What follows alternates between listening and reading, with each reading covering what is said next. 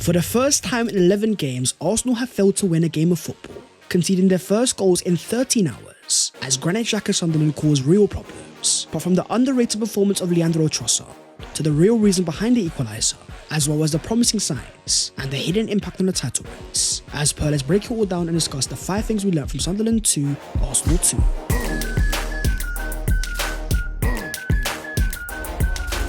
Yo, what is going on, guys? My name is Bass14 and welcome back to your boys channel. And we have not won a game of football and we have conceded 2 goals. This feels alien to me, so bear with me for a second. As per though, smash a like on the video if you do enjoy it and subscribe to the channel if you are new, helping your boy as we are closing into 250,000 subscribers. But starting off with the first thing, and that is a defensive lapse. After 13 hours of football without conceding a single goal, a chance for Arsenal to make top flight history, to go 9 consecutive games without conceding a single goal. But at a ground where things were never going to be easy, the Stadium of Light against Granit Xhaka Sunderland, a newly promoted side still unbeaten there this season, as well as having the joint second best defence in the Premier League. Yet still Arsenal were able to create opportunities.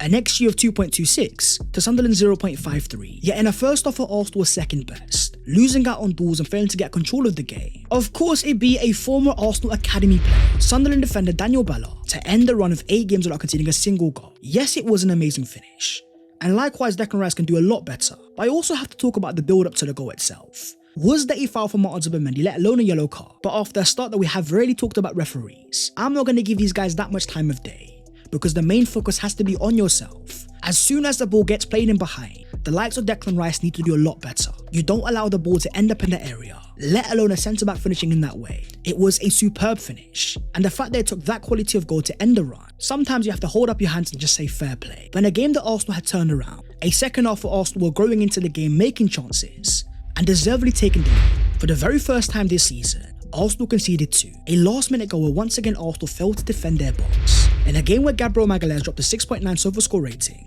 with 0 tackles won all game, 1 clearance, 2 block shots, 2 out of 2 ground balls won, and 4 out of 7 in the air. Clearly very frustrated after Broby's goal, with even talk of was the player's foot very high, and could the goal have been disallowed? But once again, I'm looking at ourselves, I'm looking at what we can control. When you focus on Gabriel Magalhaes' size and the quality and the power, that is a scenario that he needs to deal with. In a title race where we know it's all about fine margins. Yes, Arsenal were the better team in the second half. They made enough chances to win that game, but to concede a goal in that manner, failing to defend our own box, is very unlike Arsenal Football Club, especially in 2025-26. We've talked about our defence and we know it's amazing, but in this specific game, losing concentration in 2 very specific moments ended up costing Arsenal 2 points. But that's where you also want to focus on Mikel Arteta and his approach to the end of that game, because in the second half where Arsenal turned up the screw, we were playing good football, we were making chances, but making only one sub, and that being Christian Mosquera, reverting to a back 5 with Gabriel Saliba and Mosquera in the middle. For the first time in 43 games, Mikel Arteta made under 2 substitutions. You will have the people that will ask the questions. Was Mikel Arteta too defensive there, inviting pressure onto the Arsenal goal, when maybe he could have gone for more control instead? As Mosquera came off the bench and dropped a 6.3 SofaScore rating, with 1 ground ball 1 and 0 in the air, 3 out of 3 passes. Before we even talk about Mikel Arteta, I want you guys to look at the Arsenal bench. The only attacking options, Harriman Anus, Waneri and Max Dowman, 3 players from Hill End, all teenagers, against a team that was being so physical and causing Arsenal so many problems. In missing 6 key attackers going into this game, Madueke, Havertz and Odegaard were one thing, but losing Martinelli and Gyökeres was going to be costly at one point. There was no chance that Mikel Arteta was ever going to throw in Max Dowman, a player that is still 15 years of age, in a game that is so physical. So for an approach that we've seen work for Arsenal time and time again, we've seen Mikel Arteta revert to a back 4, Arsenal see games out and collect 3 points. I'm not looking at Mikel Arteta here and saying this was a bad tactical decision. I'm looking at it going maybe that was the only one, because he had no options coming off the bench. But the whole talk of this being one of our worst performances of the season, in the first half I would agree we were definitely poor, but in the second half when you isolate the performance itself, the way that against a back 5 that is so defensively good, Arsenal were constantly making chances and breaking them down. If it wasn't for a Dan Ballard goal and assist, as well as a last minute block off the line, Arsenal could have easily and deservedly got 3 points. With the former Arsenal man saying after the game, I spent my whole childhood there at Arsenal. They taught me everything. I will always have a special place for Arsenal in my heart. Moving on to the second thing though, and that is low block solution, because I want to talk about it and we need to talk about it. That second half performance of what Arsenal produced going forwards, looking forwards is going to be a very promising sign. Up against a 5-4-1 deep block, a Sunderland team that was giving Arsenal next to nothing, limited spaces yet Arsenal was still able to carve it open. In the second half, the Arsenal had 61% possession, an XG of 1.55, 3 big chances created, and a total of 12 shots. Right from the start of the second half, Arsenal were playing at a far higher standard, from Saka missing a fantastic opportunity, Zubimendi hitting the bar, and a Trossard rocket. Arsenal weren't just relying on individual moments. There was constant rotation in that final third, causing unpredictability, and where in previous years Arsenal had failed to break down deep blocks, in this game chances were definitely being created. After all the talk of Arsenal being so reliant on set pieces, they scored 2 goals in this game, both from open play, one of course being a counter press, and the second a lovely moment of magic. The result is definitely annoying, but the performance itself definitely had promising signs. That's why I want to focus on the performance of Martin Zubimendi. In a game that he dropped a 7.1 surface score rating, with 1 assist and 2 key passes, 68 accurate passes, as well as 48 in the opposition half, not only getting the assist for Trossard, but then nearly scoring a worldie.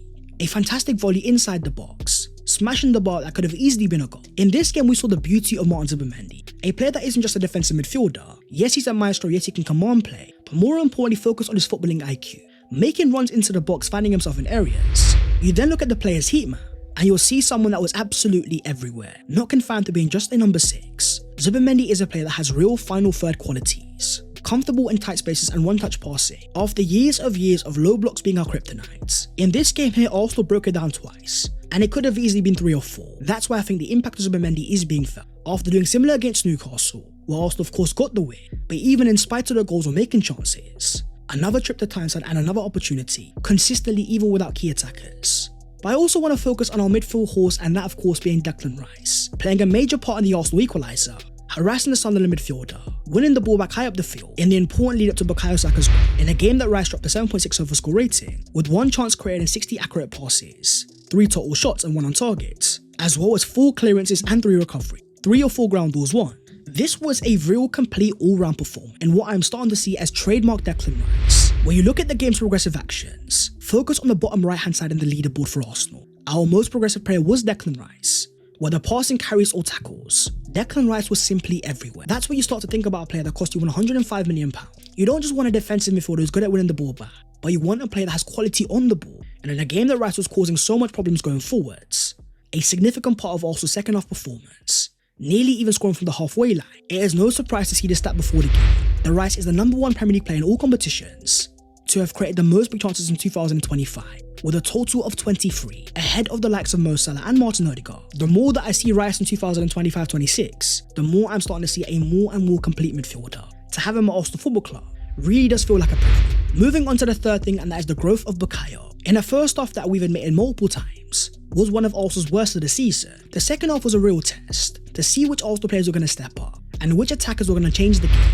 That's why you had the performance of Bukayo Saka, dropping a 7.8 overall score rating with 1 goal and 2 big chances created, as well as 36 accurate passes, 1 successful dribble, and 2 shots on target. In a second half where Bukayo really came alive, constantly cutting inside, causing problems, as well as a lovely finish on his weaker right foot. Saka has now scored 3 in his last 4 Arsenal games across all competitions, having now scored 75 goals for Arsenal, alongside 64 assists. Even right at the end after Sunderland's equaliser, Saka once again providing a moment of magic to find Calafiori at that far post, where he could have easily got an assist. There was some talk about Saka's performance against Slavia in the midweek. Has he been at his best? Has he been consistent? But in the second half, wearing the Arsenal captain's armband against a team that had only conceded 8 goals this season, he could have easily scored 2 goals, as well as making 2 massive opportunities. When you talk about Arsenal and our superstars, players that guide you in tough moments and really step up, in this game we saw 2, one of course being Declan Rice, and the other being Bukayo Saka, scoring his 3rd league goal of the season, that was assisted by Mikel Merino, as he becomes the 3rd Arsenal player to be directly involved in 10 plus Premier League goals in 2025,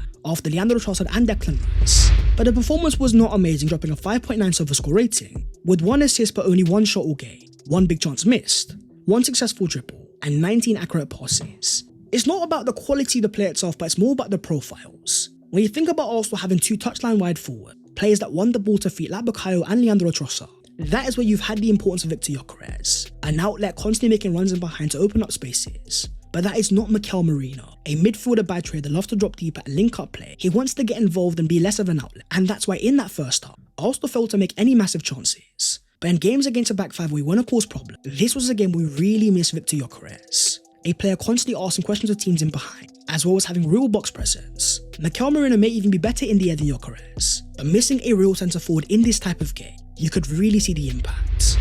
Moving on to the 4th thing though, and that's respect Leandro Trossard. After a thunderbolt to send Arsenal into the league, scoring from an XG of 0.03, it was a sublime goal that your boy was saluting. In a game that he dropped a 7.4 overall score rating, with 1 goal and 1 key pass, 1 total shot of course being the goal, having now got 2 goals and 2 assists this season. In the second half for Arsenal were causing problems of breaking down a deep block. A major part was also Leandro Trossard, constantly scanning in behind to find passes that were incisive, finding the likes of Ricardo Calafiori, as well as attracting players towards him, as well as once again delivering under pressure. The way that he scored the goal, the way that he maneuvered that space, that is Trossard at his very best. A player that might not have the explosive pace of Gabriel Martinelli, but when it comes to creating separation with his body fake, Trossard has that in abundance. A player that arrived at Arsenal as a backup option because Arsenal couldn't secure Mykhailo Mudryk, but since then think about the moments that he has delivered, arriving at key moments, scoring important goal in 2025-26, with all the focus on Gyökeres, Eze and Bukayo Saka. I will say it once again with a lot of chest, Trossard has been our most underrated attacker, starting most of our games on that left hand side in the Premier League, where last year we saw a bit of stagnation,